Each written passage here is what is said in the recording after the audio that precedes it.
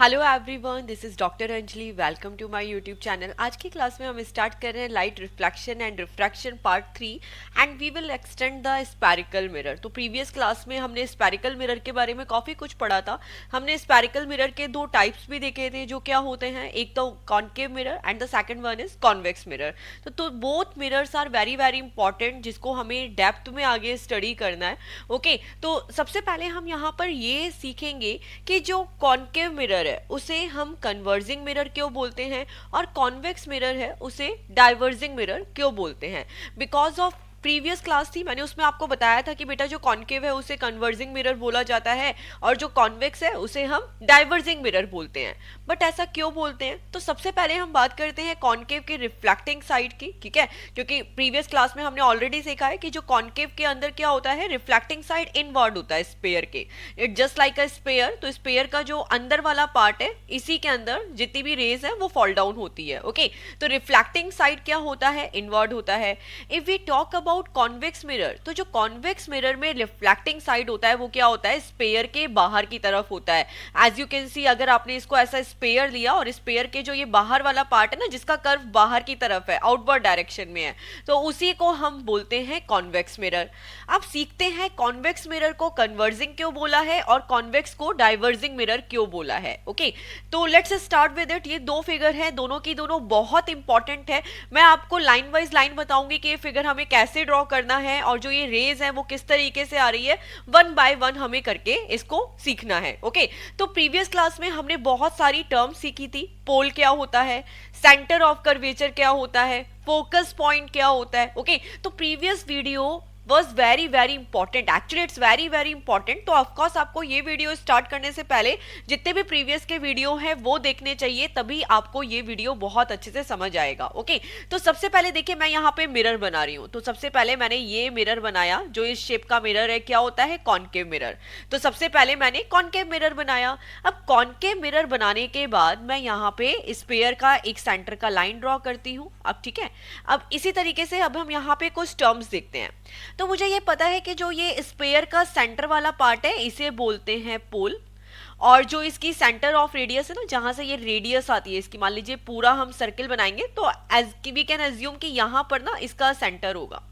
ये पूरा रेडियस है, ये पूरा, आई एम सो सॉरी, ये पूरा स्पेयर है, ये स्पेयर का सेंटर पॉइंट है, ठीक है यहाँ पे। तो this one is the radius of the sphere. Okay तो जो ये पीसी है ये क्या हो गई, स्पेयर की रेडियस हो गई। एंड इसको क्या बोलते हैं, सी को सेंटर ऑफ कर्वेचर। एंड ये जो पी और सी के सेंटर का पॉइंट होता है, मतलब रेडियस का भी आधा, उसे हम क्या बोलते हैं, फोकस पॉइंट। तो ये प्रीवियस वीडियो में हम ऑलरेडी सीख चुके हैं, ठीक है। पोल क्या होता है, सेंटर ऑफ कर्वेचर क्या होता है, फोकस क्या होता है। जो यहां पर आप देख रहे हैं पीसी, जो लाइन देख रहे हैं, एज आई टोल्ड यू, ये स्पेयर की रेडियस है और इस रेडियस का भी जो हाफ है, हाफ पे ये क्या आ गया, फोकस पॉइंट हो गया, ठीक है। अब एग्जैक्टली होता क्या है, कॉन्केव के अंदर और कॉन्वेक्स के अंदर हम दोनों को ड्रॉ करेंगे। तो कॉन्केव हमने ऑलरेडी ड्रॉ कर दिया। अब इन द सेम वे हम क्या करते हैं, यहां पर कॉन्वेक्स को भी ड्रॉ कर देते हैं। तो देखिए ये रहा कॉन्वेक्स मिरर, ठीक है। कॉन्वेक्स में जो रिफ्लेक्टिंग सरफेस है कहाँ आती है, बाहर की तरफ आती है ना। बट हमें तो स्पेयर के अंदर ही ड्रॉ करना है, तो सबसे पहले ये स्पेयर की एक तरीके से ये लाइन हो गई। अब इन द सेम वे जैसे हमने कॉन्केव में ड्रॉ किया है, वैसे कॉन्वेक्स में भी ड्रॉ कर देते हैं। ये हो गया सेंटर पॉइंट। सेंटर पॉइंट क्या हो गया, पोल हो गया। स्पेयर का सेंटर है, जो ये स्पेयर है, पूरे स्पेयर है, मतलब जहां तक इसकी रेडियस है, that is the centre of curvature. And इसका जो सेंटर वाला पार्ट है, दैट इज ये हो गया फोकस पॉइंट, ठीक है। तो हमने जिस तरीके से कॉन्केव के लिए ड्रॉ किया था, वैसे की वैसे कॉन्वेक्स के लिए ड्रॉ कर दिया। अब एग्जैक्टली होगा क्या, सारी की सारी रेज आएंगी, ठीक है। मान लीजिए 2-3 रेज लेते हैं हम, और रेज हम पैरेलल लेके चलते हैं। यहाँ पर अगर हम ये देखें ना, जो स्पेयर की पूरी जो लाइन है, ये प्रिंसिपल एक्सिस, तो मान लेते हैं कोई ऑब्जेक्ट है, इन्फिनिटी पे रखा है, बहुत दूर रखा है, ये ऑब्जेक्ट ले लिया हमने यहाँ पर ए बी। अब इससे कुछ रेज निकलेगी। अगर आप अपनी टेक्स्ट बुक में देखेंगे तो there are too many rays, but मैं आपको 2 रेज से समझाऊंगी ताकि आप लोगों को बहुत ज्यादा कंफ्यूजन नहीं हो। ओके तो देखिए, कोई भी रे ऐसे स्ट्रेट आती है, मतलब प्रिंसिपल एक्सिस के पैरेलल आती है। तो जैसे मान लीजिए एक रे है, ये प्रिंसिपल एक्सिस के पैरेलल है, ठीक है। दिस लाइन इज द पूरा कंप्लीट लाइन होता है ना, जो मतलब प्रिंसिपल एक्सिस में किसको बोल रही हूँ, it just like a sphere है और ये जो इसकी पूरी सेंटर की लाइन है ना, डायमीटर है, ये जो पूरा डायमीटर है, ये डायमीटर को ही मैंने यहाँ पे प्रिंसिपल एक्सिस बोला है। ओके, तो जो यहाँ पे कोई भी रे अगर प्रिंसिपल एक्सिस के पैरेलल आ रही है, तो मान लीजिए ये फर्स्ट रे है, ये प्रिंसिपल एक्सिस के पैरेलल आई। देखो रेस किसी भी तरीके से आ सकती है, आप ऐसे बोलोगे कि मैम ना स्ट्रेट आ रही है या फिर किस तरीके से आ रही है, तो रेस तो किसी भी डायरेक्शन में आएगी, लेकिन अभी हम केवल स्ट्रेट पाथ की ही स्टडी कर रहे हैं। ओके, तो मान लीजिए कोई एक रे है जो स्ट्रेट लाइन में आ रही है, व्हाट आई मीन टू से प्रिंसिपल एक्सिस के पैरेलल है। प्रिंसिपल एक्सिस मैंने आपको बता दिया क्या होता है, ये जो डायमीटर है ना, इसी को हम प्रिंसिपल एक्सिस बोल रहे हैं लेंस के अंदर। तो मान लीजिए कोई दो रेज ली हमने, ये दोनों की दोनों रेज क्या है, प्रिंसिपल एक्सिस के पैरेलल है। ठीक है, अब ये जो पैरेलल लाइन आएगी ये रिफ्लेक्ट होके किधर जाएगी, ठीक है, ये आई इस ग्लास के अंदर, ये जो मिरर है मिरर के अंदर आई, कॉनकेव मिरर में आई, एंड ऑफ कोर्स जब भी कोई रे मिरर के पास जाएगी वहां पे फॉल डाउन होगी तो क्या होगा, रिफ्लेक्शन होगा, बाउंस बैक होगी। अब ये बाउंस बैक होके कहां जाती है, तो अगर स्ट्रेट है, प्रिंसिपल एक्सिस के पैरेलल है, तो ये कहां से क्रॉस होगी, फोकस पॉइंट पे होगी। ठीक है, तो ये फोकस पॉइंट से क्रॉस करके निकल जाएगी। सेम विद दिस रे, ये रे भी क्या होगा, बाउंस बैक होके फोकस पॉइंट पे चली जाएगी। ठीक है, ये लाइन थोड़ी सी टेढ़ी हो गई, बट आपको इसी तरीके से स्ट्रेट बनानी है। ओके, तो ये फोकस पॉइंट पे जाएगी। अब आपको इमेज कहाँ मिलती है, जैसे मान लीजिए ये कोई ए बी ऑब्जेक्ट था, ये कोई ए बी ऑब्जेक्ट था, बट एग्जैक्टली अब ये ऑब्जेक्ट तो है, लेकिन आपको इमेज कहाँ मिली। जैसे आप मिरर में देखते हो, आप भी मिरर के सामने खड़े होते हो, तो आपको ना जो इमेज है वो किस डिस्टेंस पे मिल रही है, आप मिरर के किस डिस्टेंस पे इमेज को देख रहे हो, तो we are talking about that. तो वो कहां पे मिलती है, जहां पर सारी की सारी रे इंटरसेक्ट होती है, सारी की सारी रेज इंटरसेक्ट होती है। तो देखिए यहां पर सारी की सारी रेज इंटरसेक्ट हो रही है फोकस पॉइंट पे, तो इधर हमें मिलेगी इमेज, इधर हमें मिलेगी इमेज। तो यहां पर हमें क्वेश्चन में ये समझना था, मैंने आपको स्टार्ट इस तरीके से किया था, हम ये सीखेंगे कि कॉनकेव को कन्वर्जिंग क्यों बोलते हैं और कॉन्वेक्स को डाइवर्जिंग क्यों बोलते हैं, यही सीखना है हमें। तो कन्वर्जिंग इसीलिए बोला जा रहा है क्योंकि देखो बेटा यहाँ पे सारी की सारी रे क्या एक पॉइंट पे कन्वर्ज हो गई, एक पॉइंट पे आके मीट हो जाती है, कन्वर्ज हो जाती है, इकट्ठी हो जाती है, तो उसी को बोला गया है। ठीक है, इसीलिए जो कॉनकेव है, कॉनकेव को क्या बोला जाता है, कन्वर्जिंग रे, क्योंकि सारी की सारी रे क्या हुई, एक पॉइंट पे मीट कर गई, एक पॉइंट पे कन्वर्ज हो गई। It just like that. देखिए यहाँ पे अब जो आपकी बुक में फिगर है वो भी देख लेते हैं। हमने यहाँ पे दो रे ली थी, यहाँ पे 1 2 3 4 5 रेज ली है, लेकिन देखिए जितनी भी रेज हैं सारी की सारी कहां पे क्रॉस कर रही है, फोकस पॉइंट पे क्रॉस कर रही है। तो अगर आपको भी एग्जाम में फिगर बनाना है तो इट्स नॉट कंपलसरी कि आपको 6 to 7 रेज लेनी है, आप दो रेज को लेके भी एक्सप्लेन कर सकते हो, 110% आपको मार्क्स पूरे मिलेंगे। ओके, अब हम आते हैं कॉन्वेक्स के ऊपर। अब दूसरा क्वेश्चन ये है कि कॉन्वेक्स को डाइवर्जिंग मिरर क्यों बोलते हैं, कॉन्वेक्स को डाइवर्जिंग मिरर क्यों बोलते हैं। तो देखिए कॉन्वेक्स को डाइवर्जिंग मिरर क्यों बोला जाता है, तो इट जस्ट लाइक देखिए कॉन्वेक्स के अंदर जो रिफ्लेक्टिंग सरफेस होती है वो बाहर की तरफ होती है ना, कॉनकेव के अंदर तो इनवर्ट डायरेक्शन में जाती है, कॉनकेव के अंदर बाहर की तरफ जाती है। तो मान लो वंस अगेन हमने ए एंड बी कोई ऑब्जेक्ट लिया, इसमें से लिया कि ये दो रेज है, ये दो रेज है, ये यहां पर आई, ये यहां पर आई और यहाँ पे फॉल डाउन होती है, यहाँ पे जो स्पेयर है कॉनकेव कॉन्वेक्स मिरर की सरफेस पे फॉल डाउन हुई। अब उसके बाद क्या होगा, इनका रिफ्लेक्शन होगा। क्या होगा, इनका रिफ्लेक्शन होगा। तो मैंने आप लोगों को बेटा क्या समझाया, मैंने आप लोगों को बताया कि बेटा कोई भी रे अगर प्रिंसिपल एक्सिस के पैरेलल है, प्रिंसिपल एक्सिस के पैरेलल है, तो वो कहां पे क्रॉस करती है, फोकस पॉइंट पे। जैसे यहाँ पे फोकस पॉइंट पे जा रही है, फोकस पॉइंट पे जाके इंटरसेक्ट कर रही है। लेकिन कॉन्वेक्स में क्या होगा, कॉन्वेक्स में बेटा वो मिलेंगी तो फोकस पॉइंट पे, लेकिन वो that it just like that is appearing to meet, है ना, वो ऐसा लगेगा कि जैसे वो मिल रही है बट एग्जैक्टली वो मिलेंगी नहीं। ठीक है, अपीयर वर्चुअल इमेज जिसे बोलते हैं ना, कॉन्वेक्स मिरर से हमेशा हमें वर्चुअल इमेज मिलती है, कभी भी रियल इमेज नहीं मिलती है। अब उसका रीजन क्या है, रियल इमेज क्यों नहीं मिल रही है, क्योंकि दे अपीयर टू मीट।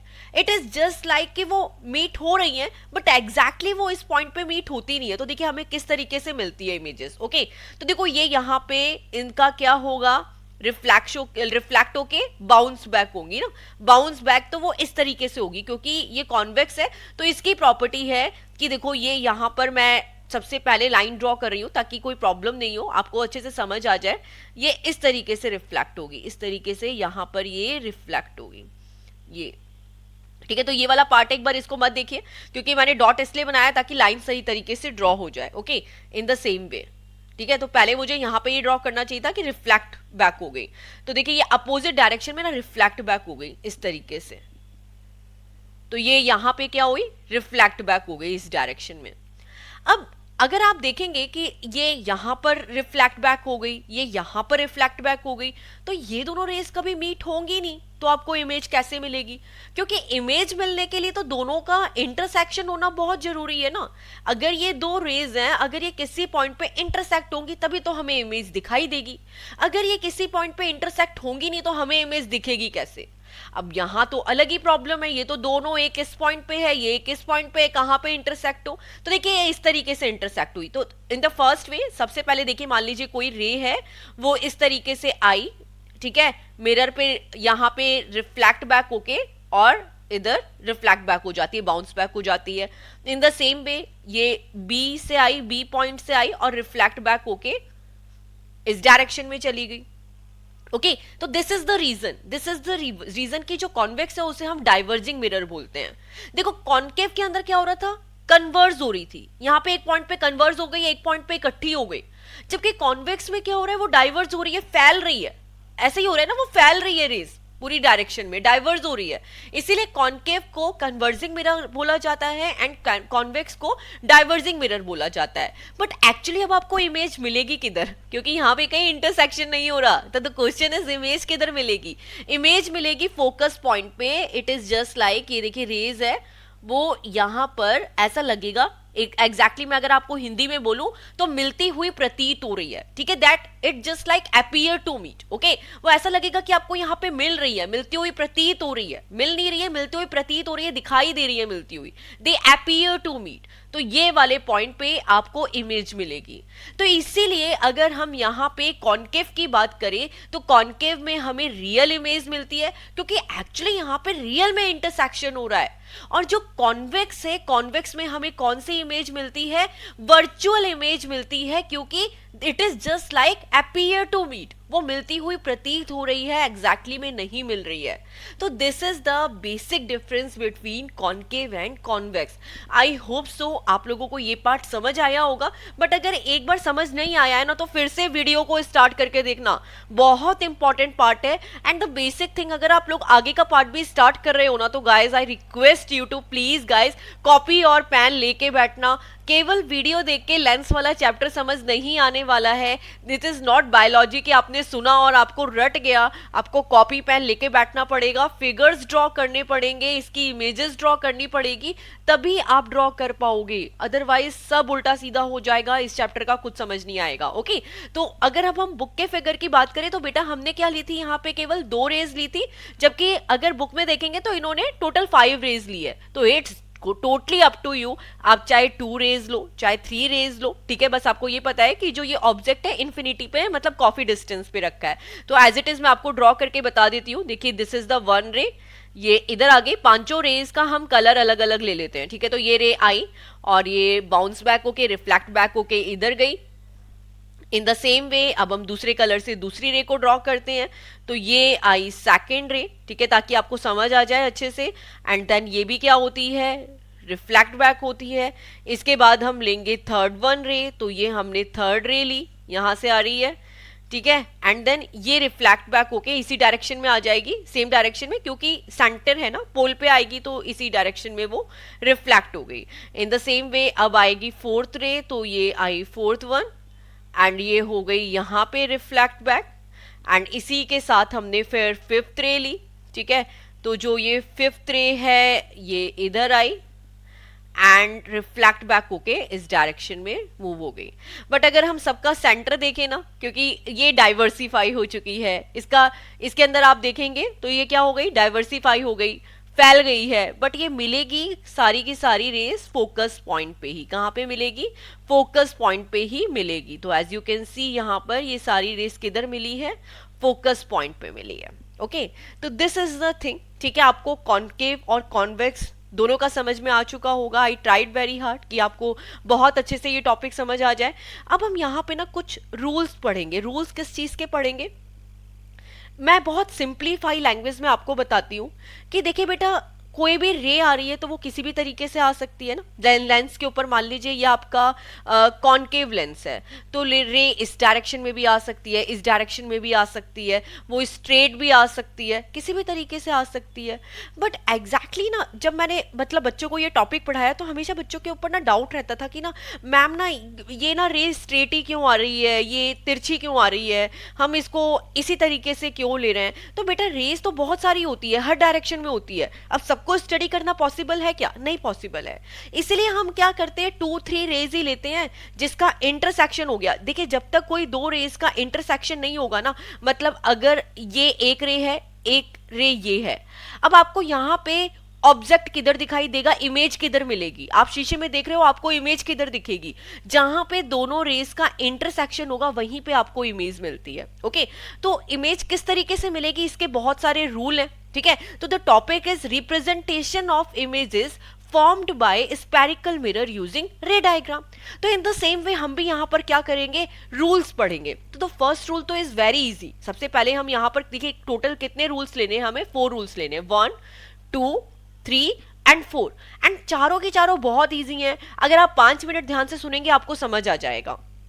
तो रूल समझने से पहले सबसे पहले मैं लेंस को ड्रॉ करती हूँ, ठीक है। तो ये हमने लिया कॉनकेव लेंस, ये हमने लिया कॉन्वेक्स लेंस। ओके, तो जो ये कॉनकेव है इनसाइड है, तो हम सबसे पहले pole, centre of curvature and focus इनको ड्रॉ कर देते हैं। In the same way convex के अंदर भी हम pole, focus and centre of curvature को डिफाइन कर देते हैं, ठीक है। अब आप सभी को पता है पोल क्या होता है, फोकस पॉइंट क्या होता है, सेंटर ऑफ कर्वेचर क्या होता है। अब फर्स्ट रूल, मान लीजिए अगर कोई भी रे प्रिंसिपल एक्सिस के पैरेलल है, ठीक है, कोई भी रे प्रिंसिपल एक्सिस के पैरेलल है, तो यहां पर हमने एक रे ली जो प्रिंसिपल एक्सिस के पैरेलल है। इन द सेम वे अब हम यहां पर एक रे लेते हैं जो क्या है, प्रिंसिपल एक्सिस के पैरेलल है। ब्लैक कलर से मैं ड्रॉ कर दूं ताकि क्लियरली समझ आ जाए। तो कोई भी रे अगर प्रिंसिपल एक्सिस के पैरेलल है और वो यहाँ पर जो हमारा लेंस है, लेंस से आके टकराती है, तो वो किधर क्रॉस करके जाती है, स्पेयर पे फॉल डाउन होती है एंड इसके बाद क्या होगी, बाउंस बैक हो जाएगी। बाउंस बैक हो जाएगी व्हाट आई मीन टू से रिफ्लेक्ट हो जाएगी एंड रिफ्लेक्ट होने के बाद ये फोकस को क्रॉस करके जाएगी, ठीक है। तो नाउ यू कैन से अ रे पैरेलल टू प्रिंसिपल एक्सिस। कोई भी रे अगर प्रिंसिपल एक्सिस के पैरेलल है, after reflection what will happen, will pass through the principal focus. इसके बाद ये कहां से पास होके जाएगी, फोकस पॉइंट से पास होके जाएगी, ठीक है, कॉनकेव के अंदर।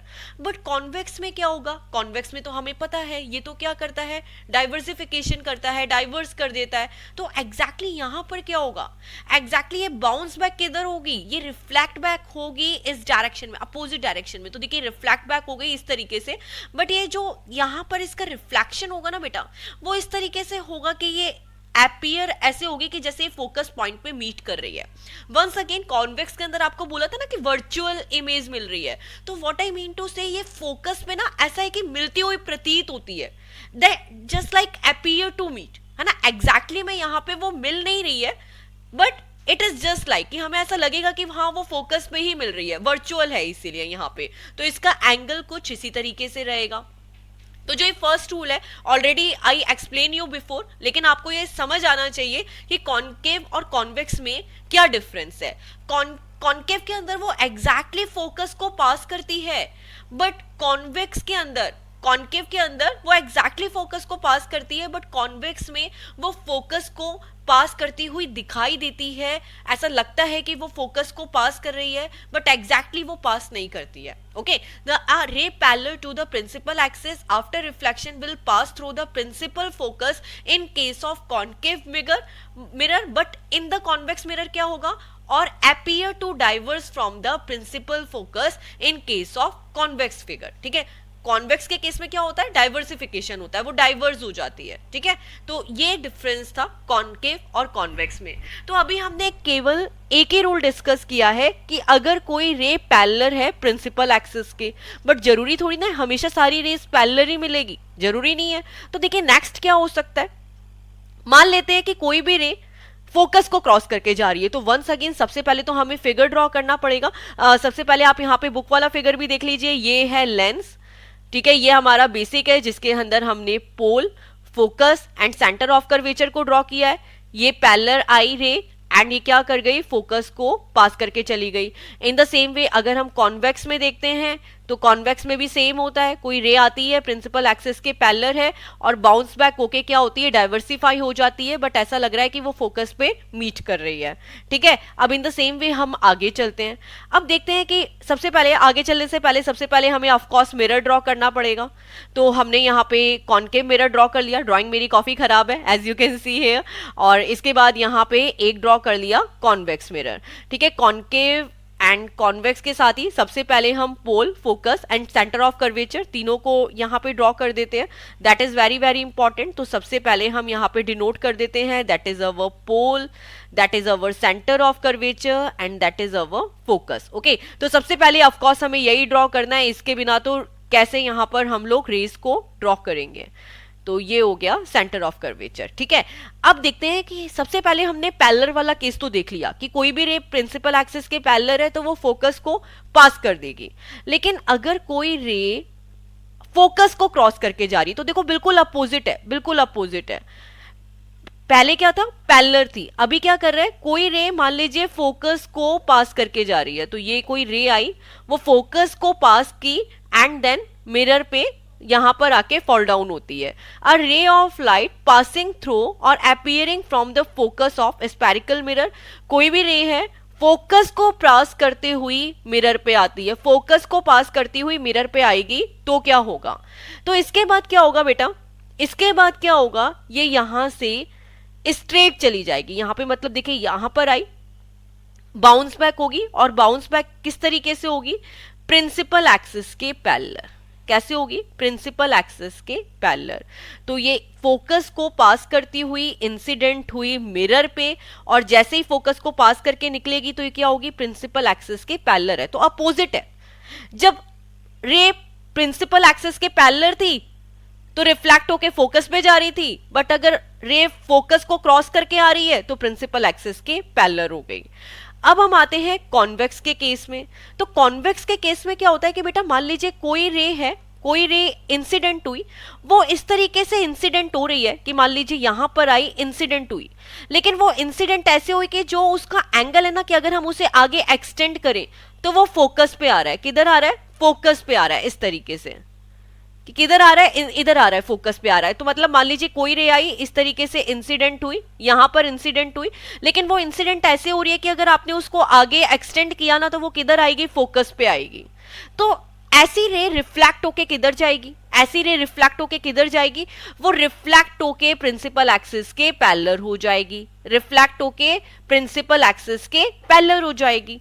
तो इट्स वेरी इजी है ना समझने के लिए, ये दोनों बहुत इजी है। जो पैरेलल थी वो फोकस को क्रॉस करके चली गई, ठीक है, वो फोकस को क्रॉस करके चली जाती है, और जो फोकस को क्रॉस करके आ रही है वो रिफ्लेक्शन के बाद क्या हो जाती है, पैरेलल हो जाती है। ठीक है, तो दोनों ही अपोजिट है। तो वंस अगेन जो ये बुक में फिगर है मैं इसको ड्रॉ कर देती हूं। तो सबसे पहले आप ऑफ कोर्स मिरर को ड्रॉ करेंगे, तो कोई भी रे है वो फोकस को क्रॉस करके, फोकस को पास करके, जो ये मिरर है, मिरर पे यहाँ पे मिरर पे आके टकराती है, एंड इसके बाद क्या होगा, रिफ्लेक्ट होगी, रिफ्लेक्ट होके प्रिंसिपल एक्सिस के पैरेलल हो जाएगी।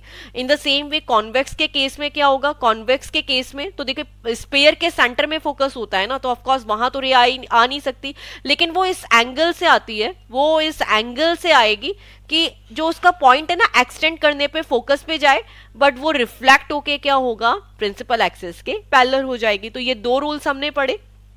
अब हम आते हैं थर्ड रूल पे। तो अभी तक हमने देख लिया कि मान लीजिए कि कोई रे है अगर वो प्रिंसिपल एक्सिस के पैरेलल है। सेकंड हमने ये भी देख लिया कि कोई रे अगर फोकस को क्रॉस करके जा रही है, फोकस को पास करके जा रही है, लेकिन ऐसी भी तो कोई रे हो सकती है जो सेंटर ऑफ कर्वेचर को क्रॉस करके जाए, जो सेंटर ऑफ कर्वेचर को पास करके जाए, उसका क्या होगा। तो वंस अगेन सबसे पहले तो हम यहाँ पे मिरर ड्रॉ करते हैं, कॉनकेव मिरर ड्रॉ किया, प्रिंसिपल ये पोल ले लिया हमने, ठीक है, pole this is the centre of the sphere. इसके बाद ये हो गया हमारा फोकस पॉइंट, ये हो गया सेंटर ऑफ कर्वेचर। अब अगर कोई रे बेटा सेंटर ऑफ कर्वेचर को क्रॉस करके जाएगी तो पता है उसके साथ क्या होगा, दैट्स वेरी इजी, वो उसी लाइन पे उसी साइड पे रिफ्लेक्ट हो जाएगी। A ray of light passing through और appearing from the centre of curvature of the spherical mirror, वो क्या होगा, उसी सेम पाथ में रिफ्लेक्ट हो जाएगी, सेम पाथ में रिफ्लेक्ट बैक हो जाएगी। एज यू कैन सी ये आपका मिरर है, मिरर में कोई भी एक रे है, वो सेंटर ऑफ कर्वेचर को पास करके गई और रिफ्लेक्ट बैक होके उसी डायरेक्शन में आ गई, मतलब दोनों की दोनों एक ही लाइन पे है। तो मान लीजिए ये आपकी इंसिडेंट रे है, ठीक है, ब्लैक कलर से ये इंसिडेंट रे है, और जो रिफ्लेक्टेड रे है वो भी सेम लाइन में आके रिफ्लेक्ट हो गई। इंसिडेंट रे रिफ्लेक्टेड रे दोनों की दोनों सेम है।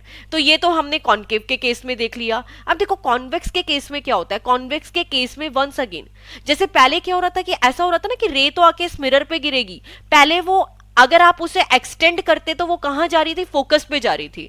लेकिन अभी क्या बन रहा है, उस रे का एंगल ऐसा बन रहा है, एंगल ऐसा बन रहा है कि अगर आपने इस रे को आगे एक्सटेंड किया ना तो वो किधर जा रही है, सेंटर ऑफ कर्वेचर पे जा रही है, सेंटर ऑफ कर्वेचर पे जा रही है। तो इस रेस का क्या होगा, वंस अगेन ये रिफ्लेक्ट बैक होके उसी डायरेक्शन पे आ जाएगी। ओके, तो this is the third rule. तो हमने सबसे पहले ये भी देख लिया कि अगर कोई रे पैरेलल है उसका क्या होगा, ठीक है, पैरेलल है तो वो फोकस को क्रॉस करेगी, फोकस को क्रॉस करके जा रही है तो वो प्रिंसिपल एक्सिस के पैरेलल हो जाएगी। अगर वो सेंटर ऑफ कर्वेचर को क्रॉस करके जाएगी तो उसी पाथ में रिफ्लेक्ट हो जाएगी। ओके, अब हम आते हैं लास्ट वन पे। अब ये लास्ट वन है, इसके बाद ये वाला आज का टॉपिक हमारा कंप्लीट हो गया। अगर मान लीजिए कोई रे इस पोल पे इंसिडेंट हुई, कहां पे इंसिडेंट हुई, इस पोल पे इंसिडेंट हुई डायरेक्टली, जरूरी थोड़ी ना हमेशा सेंटर ऑफ कर्वेचर पे या फोकस पे जाएगी, ऐसा भी तो हो सकता है कि वो पोल पे जाए सीधे। अब अगर कोई रे डायरेक्टली पोल पे इंसिडेंट होती है, पोल पे इंसिडेंट होती है तो वो क्या होगी, रिफ्लेक्ट बैक होगी सेम एंगल से, ठीक है, सेम एंगल से रिफ्लेक्ट बैक हो जाएगी, ठीक है, प्रिंसिपल एक्सिस के साथ कुछ एंगल बनाते हुए। तो जिस एंगल से वो इंसिडेंट हुई है उसी एंगल पे रिफ्लेक्ट होगी। Incident angle and reflected angle दोनों की दोनों यहाँ पे क्या होंगे, इक्वल होंगे, ठीक है। इन द सेम वे यहाँ पर देखिए, same in the convex, convex के अंदर भी जिस एंगल से वो इंसिडेंट हुई है उसी एंगल पे वो रिफ्लेक्ट हो जाएगी। A ray of light which is incident at the pole, कोई भी रे अगर पोल पे इंसिडेंट होगी तो वो क्या होगी, रिफ्लेक्ट बैक हो जाएगी, और ऑफकोर्स प्रिंसिपल एक्सिस के साथ कोई वो एंगल ड्रॉ कर रही है। ओके, तो ये चार मेथड है, चारों के चारों बहुत इंपॉर्टेंट है। हमने यहाँ पर सीखा कोई भी रे है अगर वो पोल पे गिरे तो क्या होगा, पोल पे इंसिडेंट होगी तो क्या होगा, फोकस पॉइंट पे इंसिडेंट होगी तब क्या होगा, सेंटर ऑफ कर्वेचर पे इंसिडेंट हुई तब क्या हुआ। लेकिन कई बार बच्चों के दिमाग में क्वेश्चंस आते हैं कि मैम ना ऐसा है क्या कि रेज तो कितनी इन्फिनिटी होती है, बहुत सारी रेज होती है, एक बॉडी में इनफाइनाइट रेज निकलती है। ऑफ कोर्स बेटा, कोई भी बॉडी है उसमें इनफाइनाइट रेज है, तो हम यहाँ पे केवल ना पोल, सेंटर ऑफ कर्वेचर या फिर फोकस पॉइंट पे क्यों ले रहे हैं, बाकी सारी रेज को हम क्यों नहीं कंसीडर कर रहे हैं। एक तो ये बहुत कॉम्प्लिकेटेड हो जाएगा, और हम यहाँ पर केवल इंपॉर्टेंट पार्ट को लेके चलेंगे जहां पे हमारी रेज इंटरसेक्ट होके मतलब कोई हमें इमेज मिल जाए। ओके, तो आगे के लेक्चर में आपको ये चीजें समझ आ जाएगी बहुत अच्छे से, ठीक है। तो आगे की क्लास के लिए जो नेक्स्ट क्लास है उसके अंदर बहुत इंटरेस्टिंग क्वेश्चन का हमें आंसर मिलेगा। किस क्वेश्चन का आंसर मिलेगा कि जो जितनी भी रेज है ना, जितनी भी रेज है हम यहाँ पे सेंटर ऑफ कर्वेचर पे, फोकस पे या पोल पे ही क्यों कंसीडर कर रहे हैं, बाकी पॉइंट्स में हमने क्यों नहीं कंसीडर किया। ओके, तो ये क्वेश्चन का आंसर हम नेक्स्ट क्लास में फाइंड आउट करेंगे। ओके, तो आई होप सो आज की क्लास में जो ये हमने चारों केसेस लिए हैं, ये चारों केसेस आपको अच्छे से समझ आए होंगे। हमने वन बाय वन एक एक केस को डिस्कस किया। तो मिलते हैं नेक्स्ट क्लास में, नेक्स्ट लेक्चर में, नेक्स्ट वीडियो के साथ। Till then take care of yours, thanks for watching and guys please click to subscribe. Bye all.